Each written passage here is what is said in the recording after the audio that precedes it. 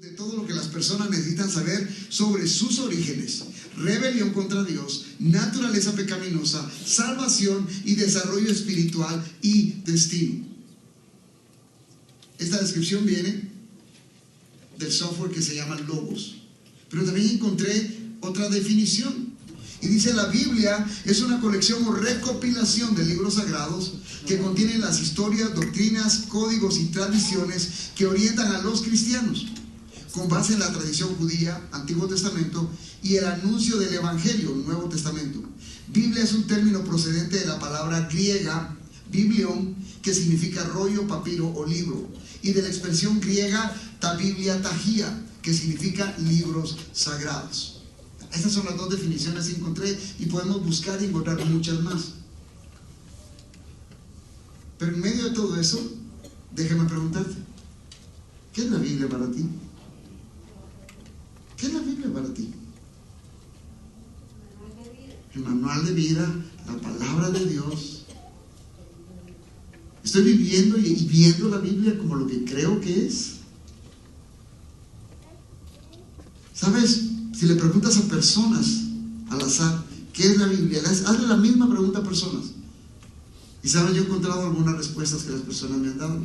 Una de ellas es que, la Biblia es solo un montón de historias antiguas. Eso es la Biblia. Un montón de historias. Otros que me dicen, es un libro que se contradice, porque aparentemente encuentran contradicciones en la Biblia. Otras personas dicen, la Biblia es un libro tan anticuado y tan viejo que ¿qué me puede enseñar hoy en día? Y otra respuesta que he encontrado es que la Biblia, no puedo creer en la Biblia, no puedo aceptar la Biblia porque no es un libro científico.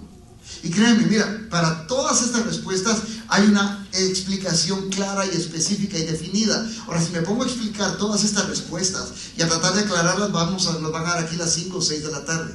Ahora, para eso están los grupos pequeños. Todo esto, si no formas parte de un grupo pequeño, al final, ahí atrás está el mapa, puedes ver dónde están ubicados los grupos pequeños y a lo mejor te interesa involucrarte porque todo esto es lo que estamos aprendiendo en los grupos pequeños. ¿Cuál es el origen de la Biblia? ¿De dónde vino la Biblia? ¿Por qué creemos que la Biblia es la palabra de Dios? Lo único que voy a tratar de hacer hoy es mostrarte algunos aspectos generales que espero despierten el interés en ti para aprender más de qué es la Biblia. ¿Por qué? Porque un discípulo vive bajo la autoridad de la Biblia. Un discípulo vive bajo la autoridad de la palabra de Dios. ¿Qué es lo que la palabra de Dios me dice? Es fácil decir, sí, la Biblia es la palabra de Dios. Pero cuando me veo ante el espejo de la palabra de Dios, si creo que esta es la palabra de Dios, la pregunta que debo hacerme es, ¿estoy viviendo bajo su autoridad? Esa es la pregunta. ¿Estoy viviendo bajo su autoridad? Entonces de eso se trata esta serie que vamos a iniciar los siguientes domingos. Un discípulo vive, en este caso, bajo la autoridad de la Biblia. Y vamos a ver varios pasajes. Vamos a ver por qué creo que la Biblia es la palabra de Dios. Y creo específicamente que la Biblia es la palabra de Dios por la autoridad que la Biblia tiene. ¿Sabías? La Biblia tiene autoridad. Si abres tu Biblia en 2 Timoteo capítulo 3 y versículo 16, pero hoy vamos a ver varios pasajes. Usualmente la forma en que tratamos de predicar es un pasaje verso por verso, pero hoy vamos a ver varios pasajes. Así que ten tu Biblia lista, ten tu Biblia abierta. Creo que la Biblia es la palabra de Dios porque tiene autoridad. ¿Tienes 2 Timoteo 3:16? ¿Lo tienes? Toda escritura es inspirada por Dios y útil para enseñar, para reprender, para corregir, para instruir en justicia. Toda la palabra, de pasta a pasta. No solo aquello que te gusta, no solo aquello que te pone contento, no solo aquello que te anima. Toda la palabra, toda es inspirada por Dios y es útil para enseñar, para reprender, para corregir, para instruir en justicia. ¿Y cuál es el propósito de todo eso? Versículo 17 dice, a fin de que el hombre de Dios sea perfecto, equipado para toda buena obra. ¿Sabes? Para eso nos sirve la palabra de Dios. Tiene autoridad por eso. Ahora, la palabra clave en todo este proceso para poder ver la autoridad de la palabra es que es inspirada. Es inspirada por Dios. Es inspirada. Y el concepto de inspirada está hablando que Dios habló directamente a los escritores de la palabra, a los que le escribieron. Ellos no se sentaron un día y dijeron, veamos, ¿qué pongo hoy? Hoy las mujeres necesitan saber que son empoderadas. Voy a escribir de eso. Hoy los hombres necesitan saber que son bien fuertes. Y voy a escribir. No. Dios mismo, a través de su Espíritu Santo, inspiró. Inspirar es otra cosa muy parecida a soplar.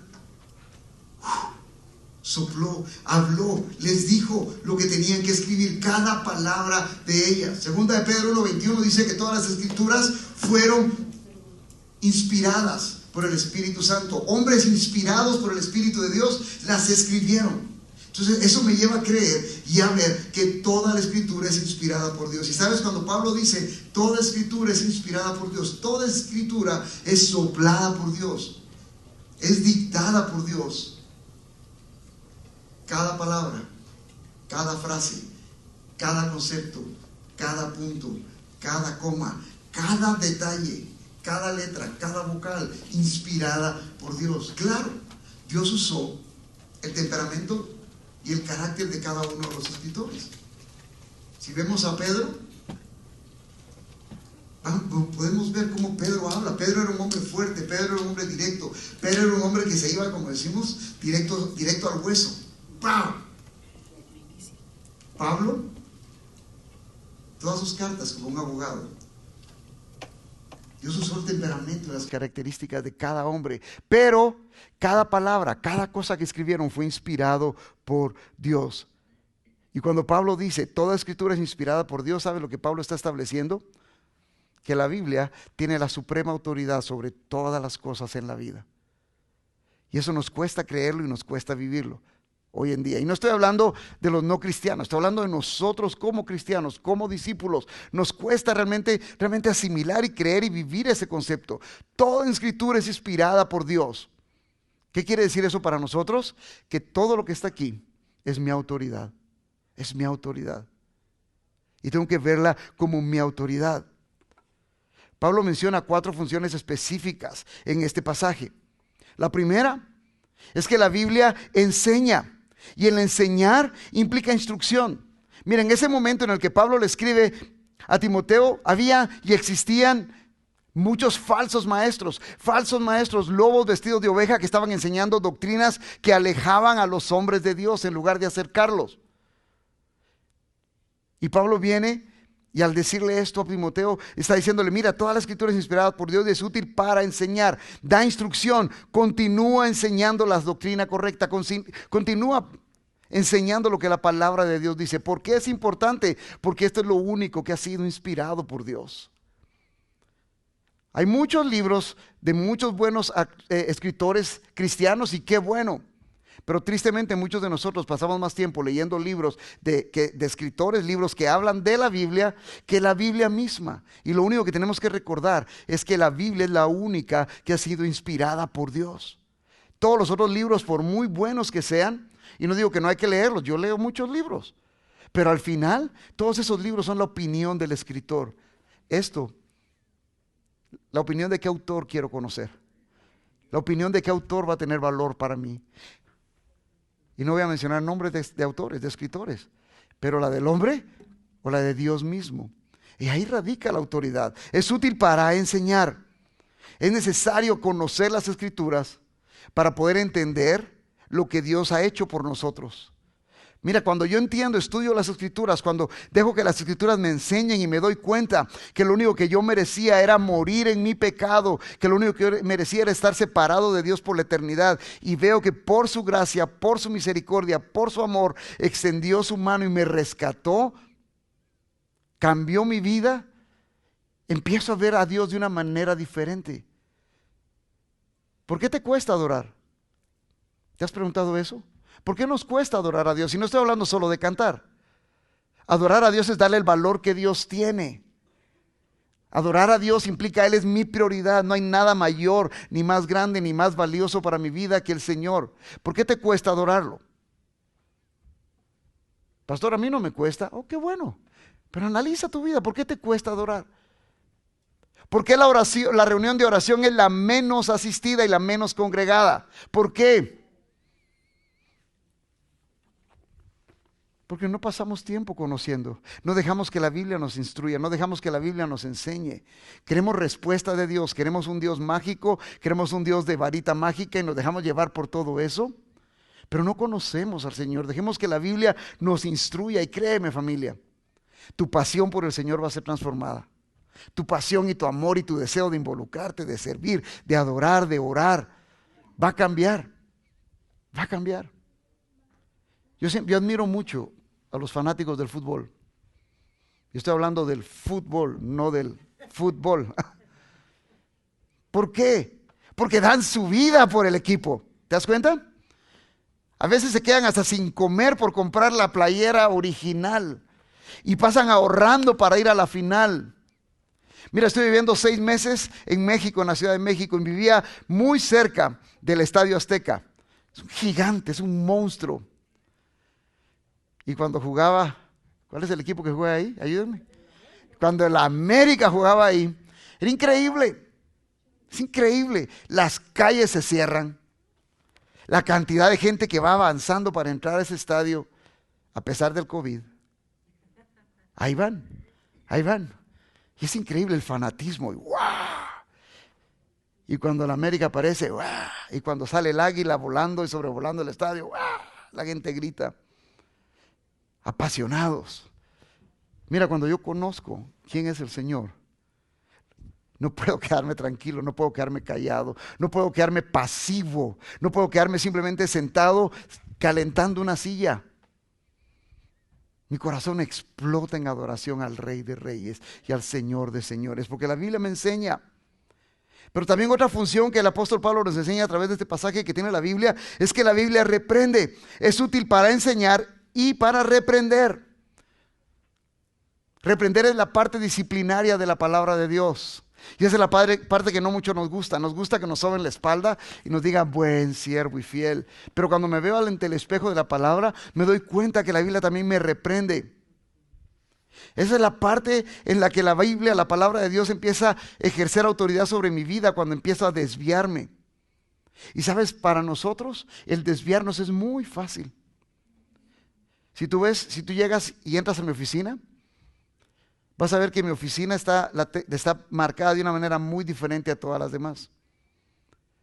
Todas las demás, los escritores están aquí viendo al frente hacia el corredor, a las personas que pasan.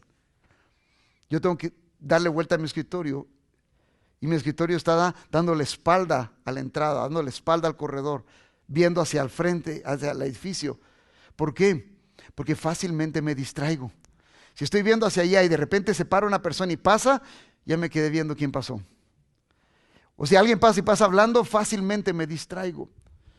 Me desvío y cuando me distraigo me empiezo a desviar. Igual es con el Señor. Cuando me distraigo, cuando empiezo a concentrarme en mis intereses, en mis gustos, en mis planes, en mi propia agenda, me empiezo a desviar. Y es la palabra del Señor cuando viene y me reprende, me corrige. Y me dice, acuérdate de tu Creador en los días de tu juventud, para que cuando vengan los años malos no puedas decir o no digas no tengo en ellos contentamiento. Es en esos momentos cuando me recuerdo que Dios me dice, aquel que pone la mano en el arado y voltea, lo hablábamos el domingo pasado, ¿se recuerdan? Y voltea a ver atrás, no es digno del reino de los cielos. La Biblia viene y me reprende. La Biblia es útil para enseñar, para reprender, para corregir. Una vez que la Biblia me ha reprendido y me enseña que me estoy desviando, la Biblia me corrige y me jala y me dice, es por este lado. Es por este lado. De esto se trata. La Biblia me enseña el camino, me reprende si me desvío, me corrige con gracia, con amor, pero con firmeza. Iba Jesús con sus discípulos camino a Jerusalén y empieza Jesús a comentarles, es necesario que vaya y muera, y que muera. Las palabras de Pedro fueron, no Señor, que ninguna cosa tal, que tal cosa te acontezca. ¿Y qué fue lo que le dijo Jesús? Apártate de mí, Satanás. Uy, ¿y el amor de Jesús entonces para Pedro? La Biblia es firme en su corrección. Nos jala. Lo que hizo Jesús con eso fue sacudir a Pedro y decirle, hey, hay una misión, hay una visión, hay un propósito, mantengámonos firmes en ese camino. No nos desviemos, no dejemos que las cosas temporales nos desvíen. Corrigió el camino de Pedro. Pero también la Biblia es buena y es útil para instruir en justicia. Mira, instruir en justicia es el refuerzo de la corrección.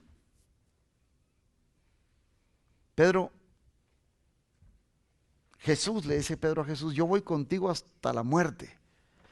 Y Jesús le dice, antes de que el gallo cante, ¿me negarás 3 veces? La reprensión, la corrección y luego viene la instrucción. Solo te pido que cuando vuelvas, ¿cómo dice esa parte? Apaciente mis ovejas, y cuando regreses, cuides a tus hermanos, y cuando vuelvas, lo instruye en justicia, lo termina de afirmar. Eso es la palabra de Dios para nosotros. Creo que cada uno de nosotros, si estamos hoy acá, hemos experimentado la autoridad de Dios, la autoridad de la palabra de Dios en nuestra vida, ¿o no la has experimentado? Mira, cuando venimos y nos rendimos a Cristo es porque experimentamos esa autoridad en su vida. Ahora, si tú estás acá y no le has rendido tu vida a Cristo, hazlo hoy. No lo dejes para mañana. Mañana puede ser muy tarde, los días son malos. La cosa se va a poner cada vez peor y peor y peor. Pastor, pero vienen las elecciones muy pronto y entonces las cosas... No, hombre, las cosas no van a cambiar. Las cosas no van a cambiar. Cristo viene pronto y es necesario que todo se ponga más difícil, aún más malo. Es necesario que todo esto acontezca para que venga el fin. Y si tú no le has entregado tu vida a Cristo, estás en serios problemas. Estás en serios problemas. Hoy cantábamos que vamos a la gloria. Este mundo no es mi hogar, voy a la gloria. Voy a la gloria, ¿por qué? Preguntaba Josué. ¿Por qué? Porque Cristo pagó mi deuda. Y la manera en que me abre el camino es cuando vengo y me rindo a Él, me rindo a sus pies. Si no te has rendido a los pies de Cristo, no vas a la gloria. No importa qué tan bueno seas, no importa cuánto hagas. Si no te has rendido a Cristo, no vas a la gloria. Entonces, ¿a dónde voy, pastor? Vas al infierno, porque no hay un punto medio. No existe un punto medio. Tenemos que dejar que la autoridad de la palabra entre a mi vida y me enseña. Creo que la Biblia es la palabra de Dios por su autoridad, pero también creo que la Biblia es la palabra de Dios por su infalibilidad. ¿Qué implica la palabra infalibilidad? Implica que no se equivoca, que es sin errores, que lo que dice se hace, que lo que la Biblia nos enseña se cumple. Ahora, ¿por qué es importante ver todo esto, familia?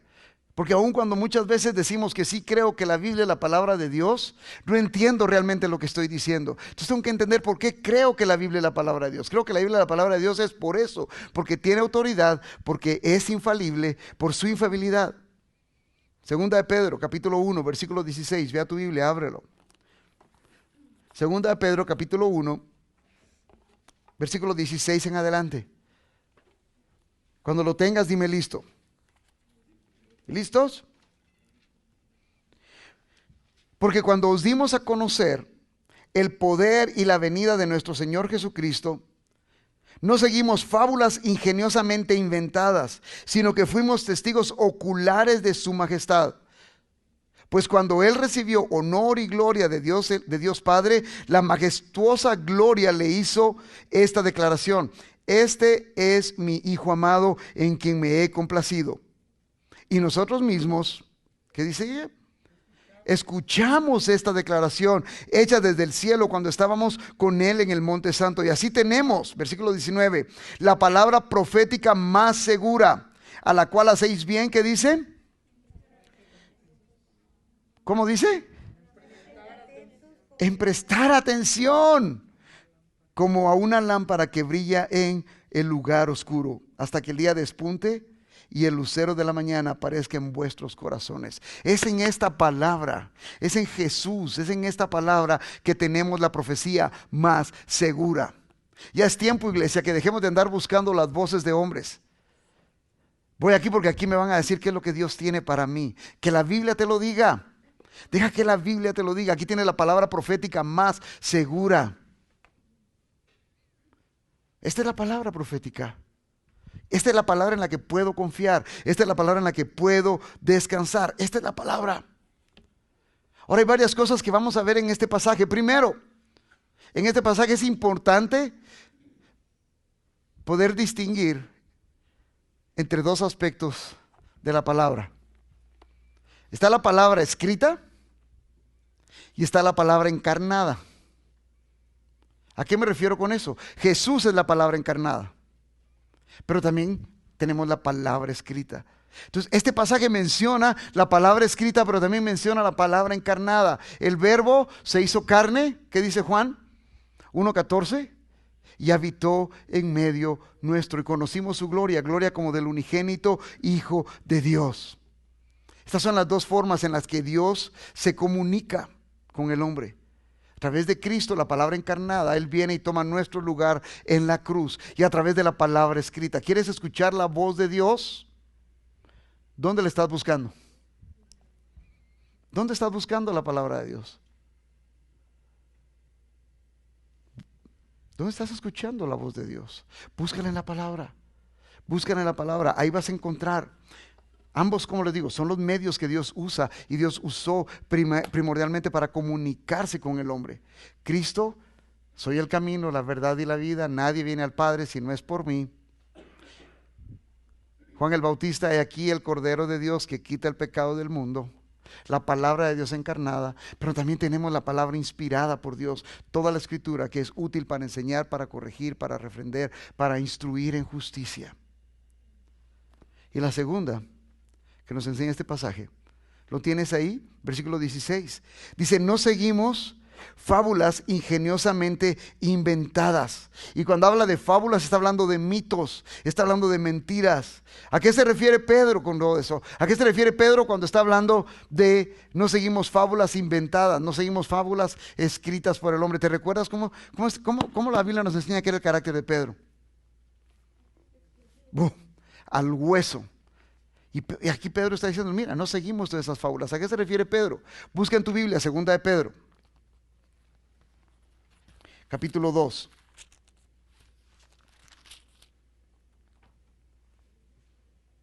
¿Lo tienes? 2 de Pedro, capítulo 2. Lo voy a leer rápidamente, sígueme en la lectura.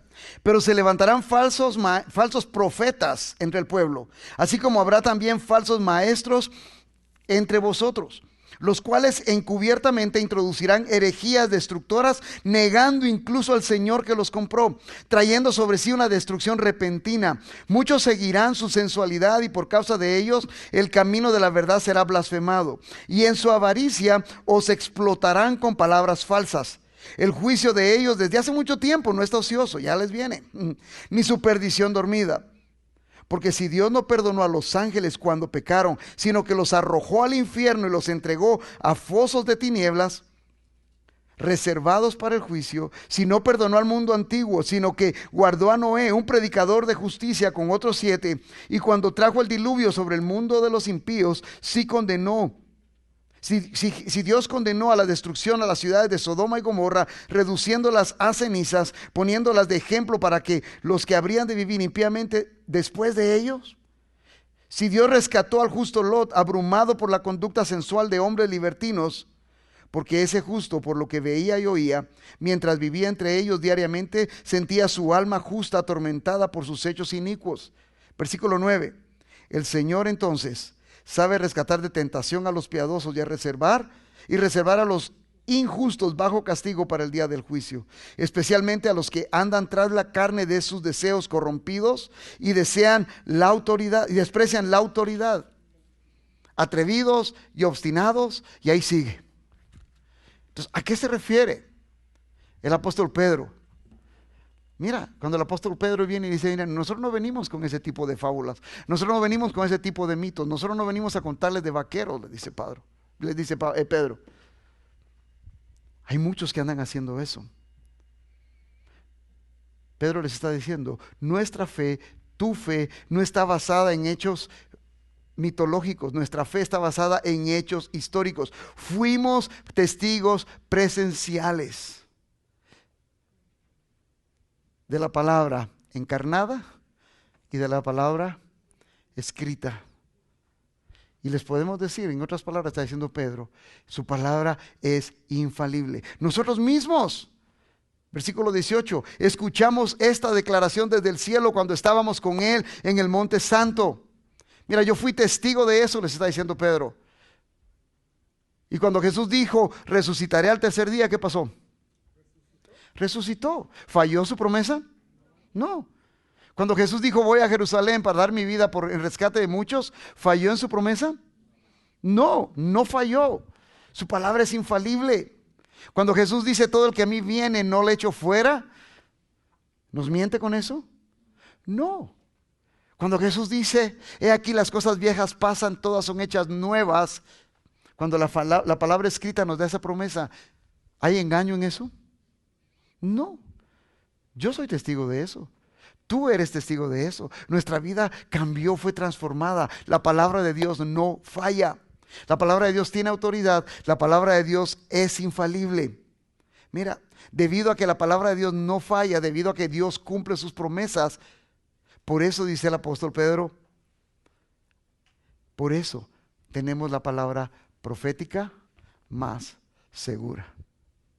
Y continúa hablando sobre ese lucero de la mañana, cual veremos su gloria. Está refiriendo a cuando Cristo vuelva. Cristo dijo que volvería. ¿Lo crees? ¿Realmente lo crees? Cristo viene. Ojalá fuera hoy. Ojalá fuera hoy. Cristo viene. Y si Él lo dijo, lo va a hacer. Ahora, ¿estoy viviendo bajo esa autoridad? ¿Estoy viviendo creyendo que su palabra es infalible, que Él no miente, que Él no falla, que Él no engaña? ¿Está mi vida siendo un reflejo de eso? ¿O sigo preocupado en otras cosas? ¿Sigo envuelto en otras fábulas? ¿Dónde está? ¿Cómo estoy viviendo como discípulo? Dios nos llama a eso. Creo que la Biblia es la palabra de Dios por la autoridad.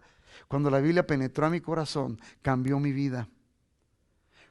Creo que la Biblia es la palabra de Dios por su infalibilidad, no falla. Lo que la Biblia dice lo cumple, lo hemos experimentado, lo estamos viviendo. Lo estamos viviendo. Espero que tú lo estés viviendo. Pero también creo que la palabra de Dios es real, es verdadera, es auténtica, que la Biblia lo que dice que es por su canonización. ¿Sabes lo que es canonización? El canon de la Biblia. Canon no es otra palabra más que significa vara de medir.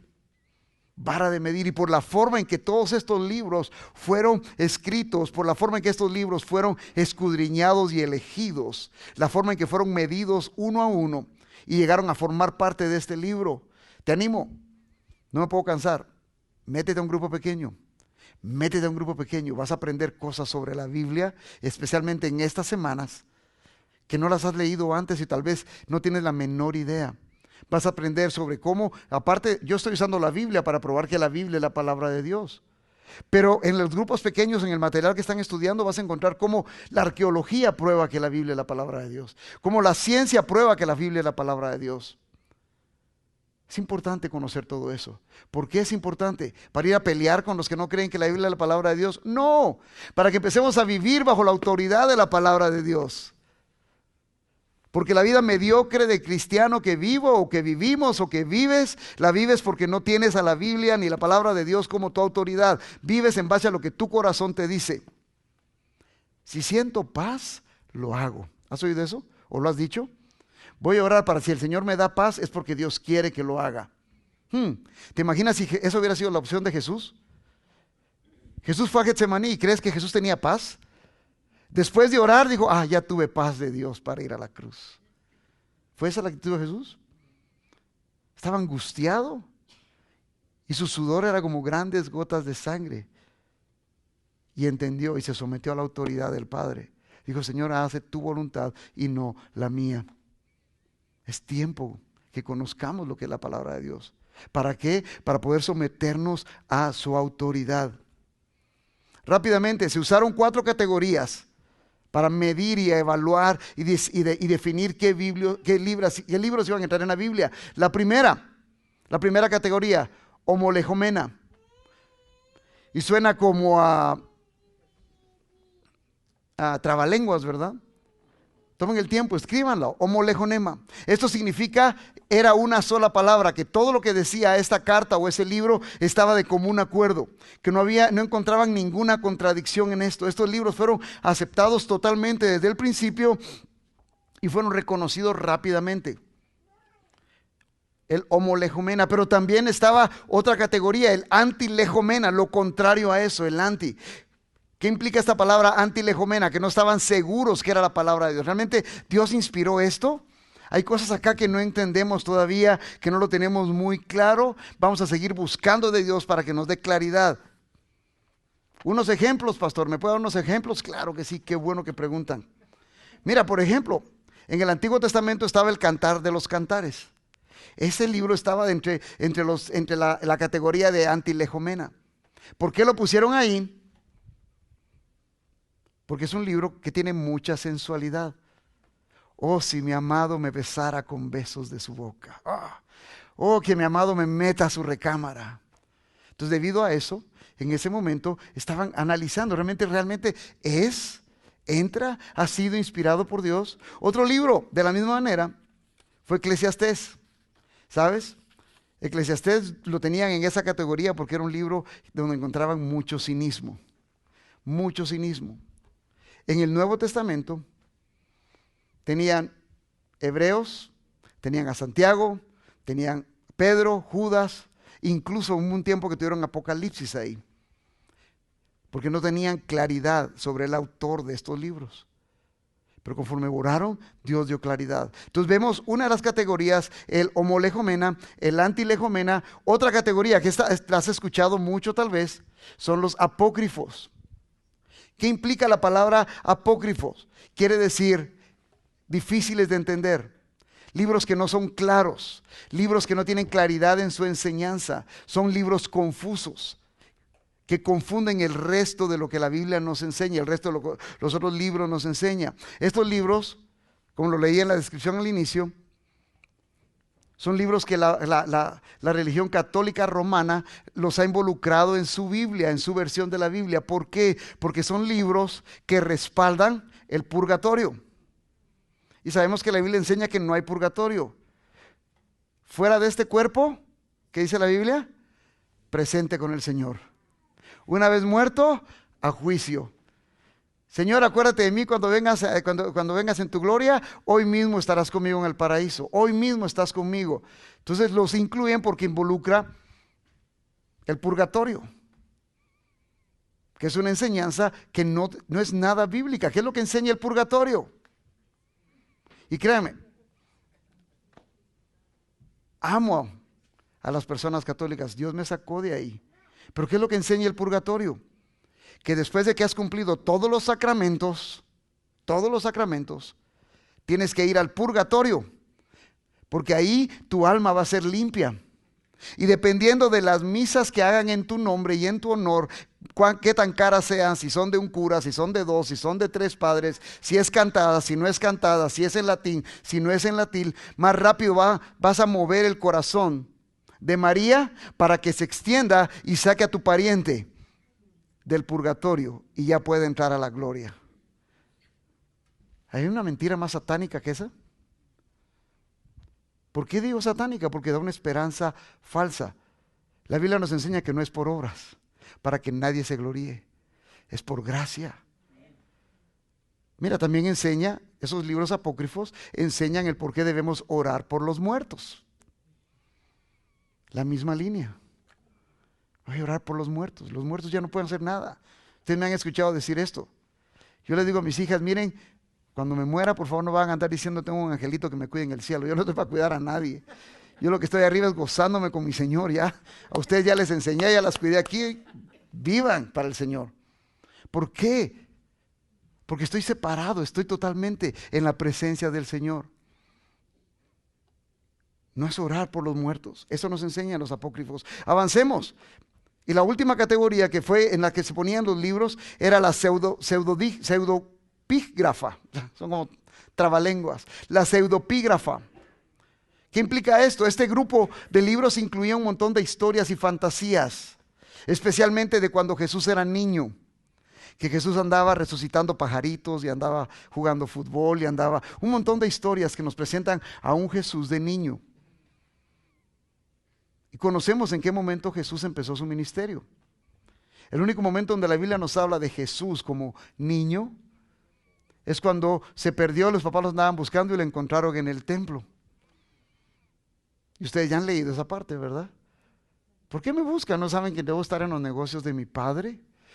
Y también nos dice que Jesús crecía en gracia y en estatura para con Dios y para con los hombres. Entonces, todos estos otros quedaron en esa categoría y fueron eliminados con el tiempo. Entonces, creo que la Biblia es la palabra de Dios, porque tiene autoridad, porque es infalible, por la forma en que Dios usó a estos hombres para ponerla y hacerla un solo libro. Pero también creo que es suficiente, en su suficiencia. La Biblia es la palabra de Dios porque es suficiente. Hebreos 4:12. Porque la palabra de Dios es viva y eficaz, y es más cortante que cualquier espada. ¿De qué dice? De dos filos, de doble filo. Por eso creo que la Biblia es la palabra de Dios, por su suficiencia. Es lo que necesito, es viva, es eficaz. ¿Qué es la palabra de Dios para ti? ¿Qué es la palabra de Dios para ti? Me bendice que no hayas contestado rápido. Espero que estemos analizando realmente. ¿Creo lo que digo que es la Biblia para mí? ¿Creo lo que digo que la palabra de Dios es para mí? Porque al final, mira, la forma en que vives muestran tus convicciones. Y tus convicciones son el reflejo de tu creencia. Como el hombre piensa, así dijo un psicólogo, ¿no? Así actúa. Lo que creo es lo que vivo. Mis principios, mis convicciones están basadas en lo que creo. ¿Qué es lo que creo que la Biblia es? Es la Biblia, la palabra. Eso es suficiente. El verso tiene 4 afirmaciones sobre la suficiencia de la palabra de Dios. La primera es que es viva. Dios es un Dios vivo, Dios no es un Dios pasivo, Dios es un Dios vivo, un Dios de acción, un Dios que se mueve, un Dios que cambia, un Dios que transforma, un Dios que si tú le abres la puerta de tu corazón va a entrar y te va a dar un giro de 180 grados y tú ibas para este lado y te va a mandar para el otro y te vas a dar cuenta que los planes de Dios son mejores que los que tú tienes para tu vida. Porque Dios es un Dios de vivos, no un Dios de muertos. Porque Dios al que cambia, al que rescata, al que salva, lo transforma, no lo deja igual. Analiza, lee toda la Biblia. Cada uno de los grandes hombres de Dios, su vida fue transformada. Iban para este lado, Dios se les aparece y agarran para el otro. Cada uno de ellos. Abraham, Isaías, Moisés, Elías. Dios ha transformado en el Nuevo Testamento. Jesús cambió la vida de todos estos hombres, porque su palabra es viva. El mensaje de la cruz es un mensaje dinámico, es un mensaje que requiere acción, es un mensaje que requiere pasión. Pero sabes, a veces nos falta ese dinamismo para el Señor, a veces nos falta esa pasión para Jesús, porque no entendemos que la palabra de Dios es viva. Lo veo como un libro más. Yo sé que en esta congregación no hay nadie que lo haga, pero conozco a muchos que vienen y la mantienen abierta en el Salmo 91, en un lugar en su casa, y te das cuenta que años que no la han movido de ahí por el color de las páginas, son las túnicas a las que les ha pegado el sol. ¿Y sabes qué es lo tremendo? Que no la tienen ahí como palabra viva, la tienen ahí como un amuleto. Y estoy hablando de cristianos. Que Dios tenga misericordia de nosotros. La Biblia es más que un libro para enseñar, para adornar. La Biblia es viva, es eficaz, porque Dios es un Dios de vivos. Mira, la palabra de Dios nos transforma. ¿Te ha transformado la Biblia? ¿Te ha transformado la Biblia? Dile al que tienes al lado. Dios me transformó a través de la Biblia. Dios me cambió a través de la Biblia. Mira, Dios a través de su palabra. Mi vida era borracho, moviendo droga, celoso, peleonero, Y un día, Cristo vino y me hizo entender que sin Él iba rumbo al infierno. Y que agarra mi corazón. Y este jovencito de 18 años que se creía ateo, Dios viene y se manifiesta de tal manera que no me quedó otra opción más que rendirme y correr a los pies de Cristo y entender que Él era el único camino que tenía, el único recurso que me quedaba. Mi vida fue transformada, a punto de perder a mi esposa y a mis hijas, y 40 años después seguimos sirviendo al Señor. ¿Sigo creciendo? ¿Sigo fallando? Sí. ¿Me equivoco? Sí. Gracias a Dios cada vez es menos, pero me sigue pasando, pero me está transformando. ¿Por qué? Porque la palabra de Dios es viva y la palabra de Dios es eficaz. Dejemos que sea la palabra de Dios la que nos cambie. Es eficaz.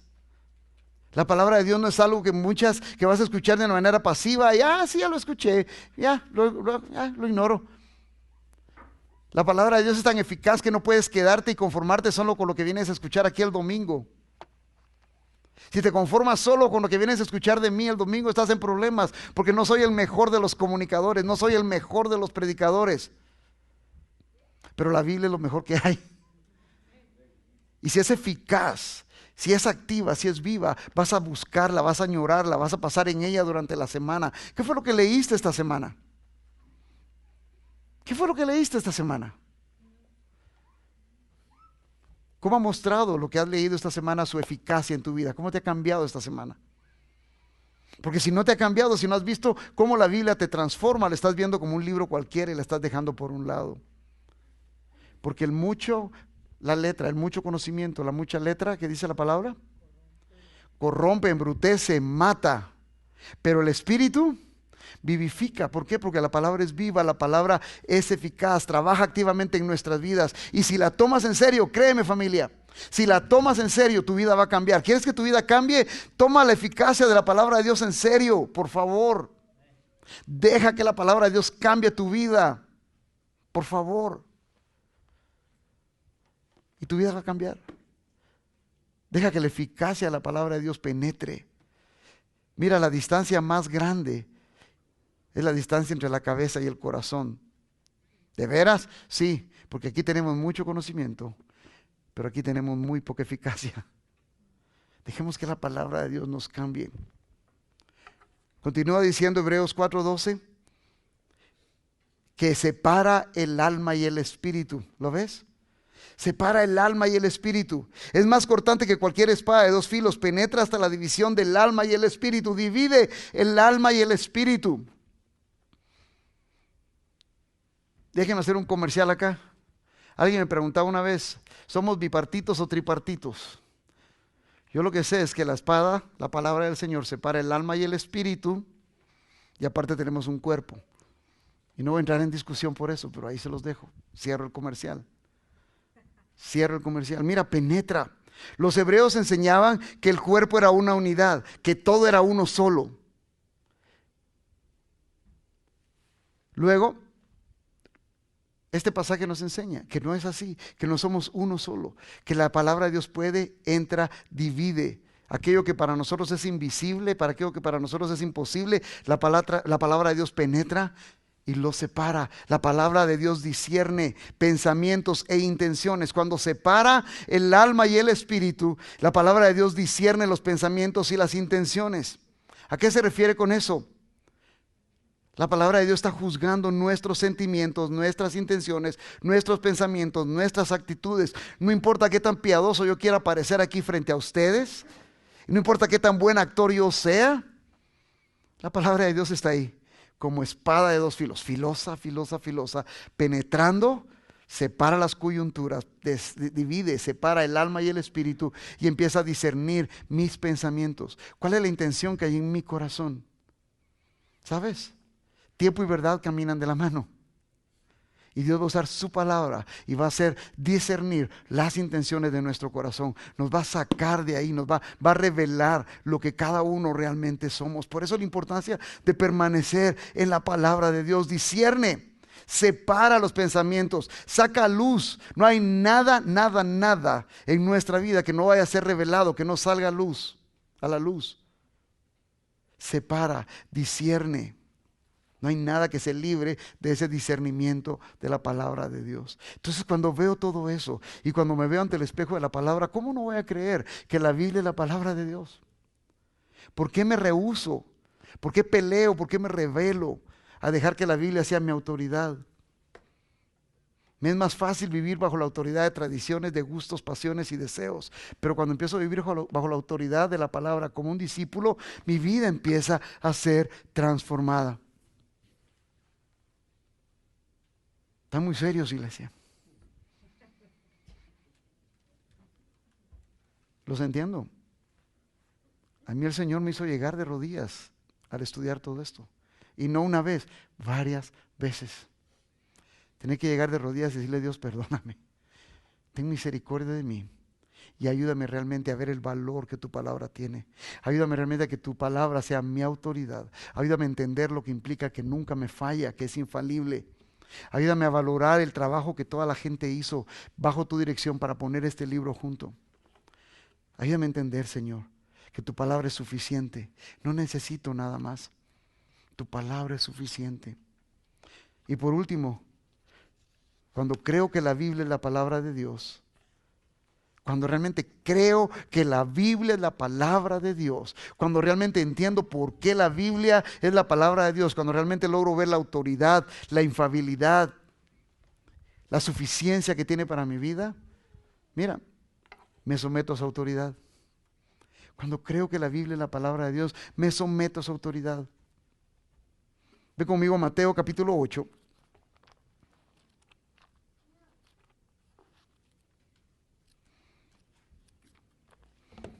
Mateo capítulo 8. Vamos a ver varios pasajes. Vamos a ver del versículo 5 en adelante.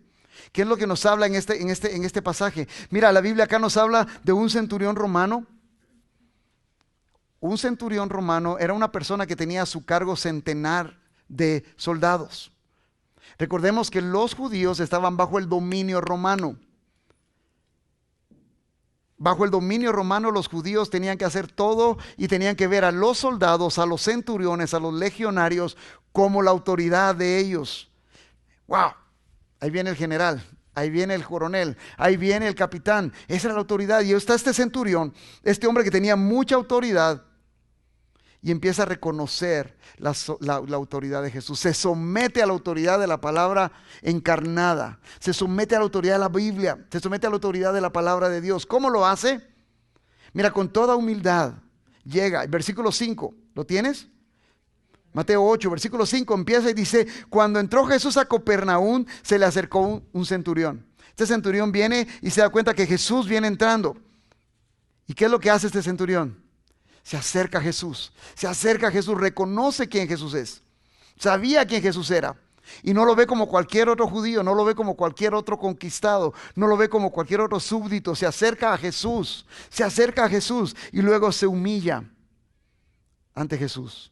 Este centurión, este hombre en autoridad, reconoce y se humilla. Y al humillarse, versículo 5, llegamos ahí, versículo 5 dice: y suplicándole. Cuando entró Jesús a Capernaum, se le acercó un centurión suplicándole. ¿Cómo suplicas? ¿Cómo suplicarías? ¡Hey, Jesús, ven para acá! ¿Será que así se acercó? Dice, le suplicó, rogándole: por favor, Señor, aquí estoy, Jesús, sé quién eres. Jesús, aquí estoy. Y empieza a suplicarle: por favor, escúchame. Jesús, ¿podrías atenderme, por favor? Jesús, ¿podrías darme un minuto de tu tiempo? ¿Podrías escuchar mi voz, Jesús? Jesús, él viene y suplicando. El versículo 6 le habla y le dice: Señor, mi criado está postrado en casa, paralítico, sufriendo mucho. ¿Sabes? ¿Ves lo increíble de ese pasaje? Este hombre en autoridad mira a Jesús, reconoce quién es, se acerca, se humilla y le suplica. Y lo tremendo es que no le suplica ni por él. Y claro, era un siervo, era un criado, y le iba a afectar si el criado no estaba bien de salud, porque le iba a afectar en el servicio. Pero un criado era reemplazable. Se murió este, sáquenlo, tráiganme a otro. Al fin y al cabo era un hombre de autoridad.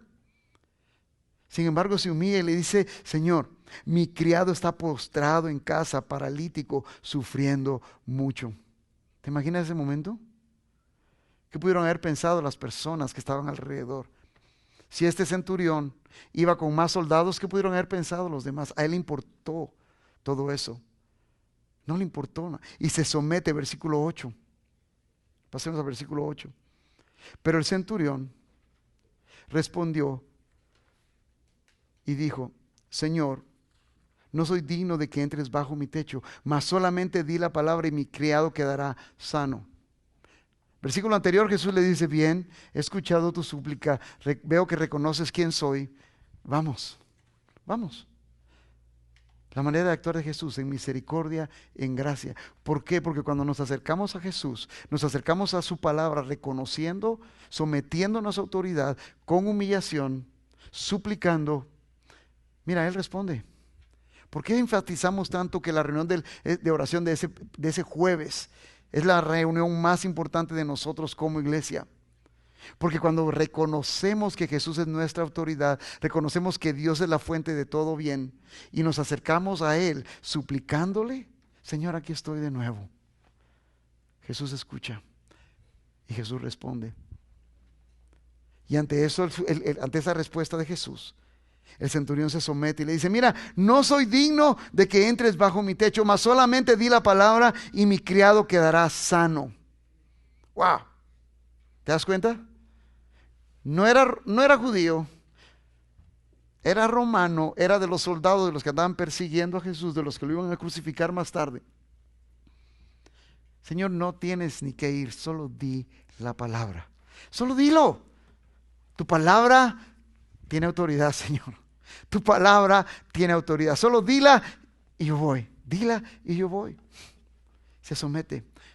Versículo 9, porque yo también soy hombre bajo autoridad, con soldados a mis órdenes, y digo a este: ve y va, y al otro: ven y viene, y a mi siervo hace esto, y lo hace, y empieza a funcionar. ¿Y cuál es el resultado de eso? El resultado de eso es que ves a un centurión, a un hombre que no era un seguidor de Jesús, pero que sabía quién era, sometido, y empieza a adorar a Jesús. Cuando tú te sometes a la autoridad de la palabra de Dios, cuando tú haces que la Biblia sea tu autoridad, es fácil adorar a Jesús. Es fácil que Jesús sea tu prioridad. Es fácil darle el valor que Jesús tiene, porque está sometido. ¿Te cuesta adorar a Jesús? ¿Te cuesta clamar a Jesús? ¿Te cuesta reconocer quién es Jesús? Posiblemente, aún habiendo creído en Él, no estás sometido a la autoridad de la palabra. Y Dios nos llama a eso, a someternos a la autoridad de su palabra. Cuando me someto a la autoridad de la palabra, adoro a Jesús. Versículo 10 dice: al Jesús oírlo, se maravilló. ¡Wow! ¿De veras? ¿De veras? Mira, se maravilló. Jesús fue adorado. Y lo tremendo, lo que viene después de eso, es que Jesús viene y exalta al centurión. La Biblia dice que el que se humilla será exaltado. ¿Qué implica humillarse? Implica reconocer mi lugar. Cuando me humillo ante Jesús, Jesús me exalta. Pero el corazón orgulloso es el inicio de la caída, dice la Biblia. Cuando me cuesta humillarme y someterme a la palabra de Dios, es porque me creo suficiente. Y es el inicio de mi caída. Y este centurión se humilla, adora a Jesús, Jesús lo exalta. Versículo 10. Y dijo Jesús a los que le seguían: en verdad os digo que en Israel no he hallado a nadie, en nadie, una fe tan grande. ¡Wow! Es increíble. En todo Israel no he encontrado a alguien que tenga la fe de este hombre. ¡Wow! Y mira que había encontrado personas con fe. Ve y lávate y de ahí muéstrate, los leprosos. Había encontrado personas con fe. Sin embargo, dice: no he encontrado a alguien con una fe tan grande. Y el resultado de eso para el centurión es que recibió el milagro que andaba buscando. ¿Cuántas veces clamamos a Dios por un milagro? Y no es que Dios actúe como el genio de la lámpara. Pero cuando clamamos, nos sometemos, reconocemos, adoramos, nos humillamos. Versículo 13. Entonces Jesús dijo al centurión: vete, así como has creído, te sea hecho. Y el criado fue sanado a esa misma hora. ¿Llevas años clamando por algo al Señor? Y no estoy hablando de clamar por tonterías. No estoy hablando de clamar por una moto Harley. No estoy hablando de esas tonterías. Estoy hablando de clamar al Señor por la salvación de alguien. Clamar al Señor por un milagro. Algo que va a transformar tu vida. Te va a hacer crecer y te va a hacer un mejor testimonio para los demás. Analicemos nuestra vida. ¿Estoy reconociendo a Jesús? ¿Estoy sometiéndome a la palabra? Mira, la vida del centurión reflejó el sometimiento a la autoridad de Jesús. ¿Está nuestra vida reflejando lo mismo? ¿Está tu vida reflejando el sometimiento a la palabra de Dios? ¿O qué es lo que refleja nuestra vida? ¿Qué es lo que refleja mi vida? ¿Qué es lo que refleja tu vida? Mira, yo te animo. No sé cuánto tiempo pasaste esta semana que terminó en la palabra de Dios. Pero yo te animo, esta semana que viene. Pastor, pero es que no me queda tiempo. ¿De veras? ¿Estás seguro? Sería bueno que hicieras un análisis de tu tiempo. Porque si me dices no me da tiempo, estás diciendo Dios se equivocó. Dios tendría que haberme dado más de 24 horas en el día. Dios no sabía lo que estaba haciendo. Solo dio 24 horas, no me da tiempo para buscarte. Dios, es tu problema. ¿Sabes qué eso dices? Cuando me dices que no buscas a Dios porque no tienes tiempo, eso estás diciendo, Dios es tu problema. Igual que Jesús, igual que Adán. Señor, la mujer que me diste es tu problema. Pero tenemos que hacer el tiempo. Yo te animo, búscalo. Busca al Señor, pasa tiempo en su palabra, medita, estúdiala. ¿No sabes cómo hacerlo? De nuevo, los grupos pequeños. Mira, si no lo han visto esta semana, posiblemente la semana que viene o la siguiente, por la semana de oración, porque esta semana de que hay oración no hay grupos pequeños, pero la siguiente semana, si no lo han visto, posiblemente van a ver esto, van a empezar a ver esta página en las notas. ¿Sabes? Esta página que aparece ahí en la pantalla. Te aparece el libro de Colosenses, es un ejemplo a seguir, el libro de Colosenses. Y aparece en 4 semanas. Y ahí te aparece en la parte de atrás, vas a encontrar las instrucciones. Dedica tiempo. ¿No sabes cómo estudiar la palabra? Aquí está una guía. No estás en un grupo pequeño, involúcrate en uno para que puedas crecer juntos. ¿No te interesa involucrarte en uno? Pues está bien. Pero allá atrás hay copias de estas si te lo quieres llevar. Para que puedas meditar en la palabra, puedas observar qué es lo que la palabra dice, puedas vivirla, puedas escucharla. Familia, es tiempo que empecemos a leer la Biblia. Se lo digo a la iglesia, es tiempo que empecemos a leer la Biblia. Pasamos tiempo leyendo otras cosas y se nos va la vida leyendo las noticias. Pero la Biblia, léela, inicia hoy mismo. Estúdiala, memorízala, medita en ella, compártela. Créeme, va a revolucionar tu vida. Va a revolucionar tu vida. Vas a experimentar a Dios como nunca antes lo has hecho. Llévate esto.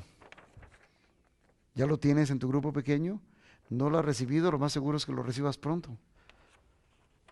Anótala, léela, medítala. Compártela. Mientras más compartes la palabra, más ves la necesidad de aprenderla y de conocerla. Amén, iglesia. ¿Es la Biblia tu autoridad? Ponte de pie. ¿Es la Biblia tu autoridad? La Biblia es mi autoridad. ¿Está mi vida reflejando esa autoridad de la palabra de Dios? ¿Está tu vida reflejando la autoridad de la palabra de Dios? Como discípulo de Cristo, ¿estoy viviendo bajo la autoridad de la palabra de Dios? ¿O bajo la autoridad de quién estás viviendo? ¿Bajo la autoridad de Facebook? ¿De TikTok? ¿De Snapchat? ¿De Twitter? ¿Bajo la autoridad de quién vivimos?